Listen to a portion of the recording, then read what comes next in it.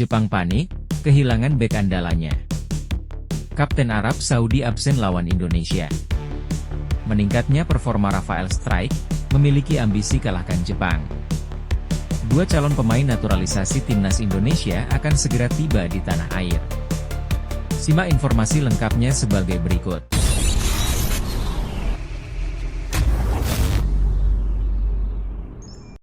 Jelang bertandang melawan timnas Indonesia, timnas sepak bola Jepang mendapat kabar buruk. Sebagaimana diketahui, pasukan Shin Tae-yong kini sedang bersiap untuk melakoni laga krusial melawan Jepang dan Arab Saudi. Kedua laga penting itu akan digelar di Stadion Utama Gelora Bung Karno, yakni tanggal 15 dan 19 November 2024. Berdasarkan laporan media Jepang Soccer King, bek tengah senior timnas Jepang Shogo Taniguchi mengalami cedera tendon Achilles.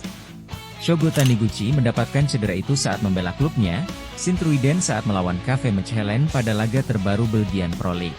Diberitakan bahwa bek andalan timnas Jepang itu hanya mampu bermain selama 14 menit sebelum ditarik keluar karena cedera. Setelah pertandingan, pelatih Sint-Truiden memberikan pernyataan bahwa kemenangan timnya didedikasikan untuk Taniguchi. Kemenangan ini didedikasikan untuk Shogo Taniguchi yang ditimpa musibah dan mengalami cedera serius.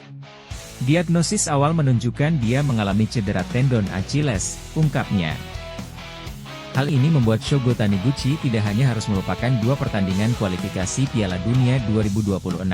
Namun mantan bek tengah klub Qatar Al Rayyan itu juga tidak bisa bermain di beberapa pertandingan Liga Belgia. Situasi ini diperkirakan akan memaksa Haji Memoriasu memanggil pemain lain sebagai alternatif untuk mengisi kekosongan yang ditinggalkan Taniguchi untuk melawan timnas Indonesia. Adapun beberapa alternatif pengganti Taniguchi antara lain Tsuyoshi Watanabe dari Keagen dan Haruya Fuji dari KV Kortrijk. Kondisi ini tentu bisa dimanfaatkan oleh HSTY dengan menerapkan beberapa strategi. Salah satunya adalah dengan memainkan pola counter attack. Terlebih, Rafael Strijk sedang memiliki kepercayaan diri usai mencetak gol debutnya bersama klub barunya Brisbane Roar. Timnas Arab Saudi kehilangan sang kapten. Kabar mengejutkan lainnya datang dari timnas Arab Saudi. Sang kapten Salem Al-Dawsari dipastikan absen dalam laga melawan timnas Indonesia pada kualifikasi Piala Dunia 2026 zona Asia. Al-Dawsari mengalami cedera saat membela klubnya Al-Hilal, dalam pertandingan Liga Arab Saudi 2024-2025 melawan Al-Ettifaq pada Jumat, 8 November 2024. Cedera yang dialami sang kapten menjadi pukulan berat bagi timnas Arab Saudi, yang akan menjalani dua laga krusial. The Green Falcons akan bertandang ke Australia dan kemudian terbang ke Indonesia. Dalam pertandingan melawan Al-Ettifaq, Al-Dawsari terpaksa keluar lapangan pada menit ke-78 setelah mengalami cedera. Ia digantikan oleh Mohamed Al-Kahtani, sosok yang kemudian juga dipanggil masuk ke skuad timnas Arab Saudi oleh pelatih Hervé Renard. Selain Al-Dawsari, Abdullah Al-Malki juga dicoret dari skuad Arab Saudi karena cedera yang dialaminya baru-baru ini. Sebelumnya, Salem Al-Dawsari juga cukup akrab di telinga supporter timnas Indonesia. Pada leg pertama yang digelar di Arab Saudi, Al-Dawsari gagal mencetak gol usai tendangan penaltinya ditepis oleh Marten Pas.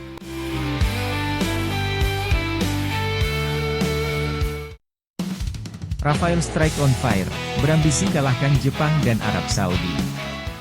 Striker timnas Indonesia, Rafael Strijk berapi-api menatap laga melawan timnas Jepang dan juga Arab Saudi. Dia mengungkapkan kemenangan jadi target timnas Indonesia dalam laga tersebut. Seperti yang kita tahu, timnas Indonesia ditahan imbang Bahrain dengan skor 2-2 setelah adanya keputusan kontroversial dari wasit. Kemudian skuad Garuda harus mengakui kehebatan Cina dengan skor 1-2 di kandangnya. Terlepas dari itu, Rafael mengaku timnas Indonesia sudah melupakan hal itu dan fokus pada dua pertandingan mendatang. Pemain Brisbane Roar itu menegaskan, skuad Garuda tak ragu menargetkan kemenangan kontra Jepang dan Arab Saudi.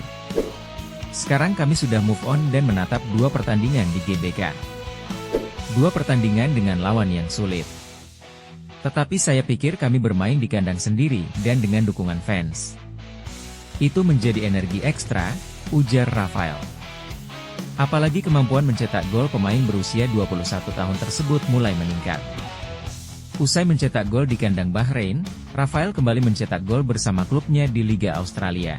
Pada laga Brisbane Roar melawan Sydney FC, Rafael lari dari lini kedua untuk memasuki kotak penalti. Ia melihat ruang yang terbuka setelah Brisbane Roar mampu merebut bola di daerah pertahanan Sydney FC. Dengan tenang ia melepaskan sepakan mendatar usai menerima umpan dari Waddingham. Dua calon pemain naturalisasi timnas Indonesia akan segera tiba di tanah air.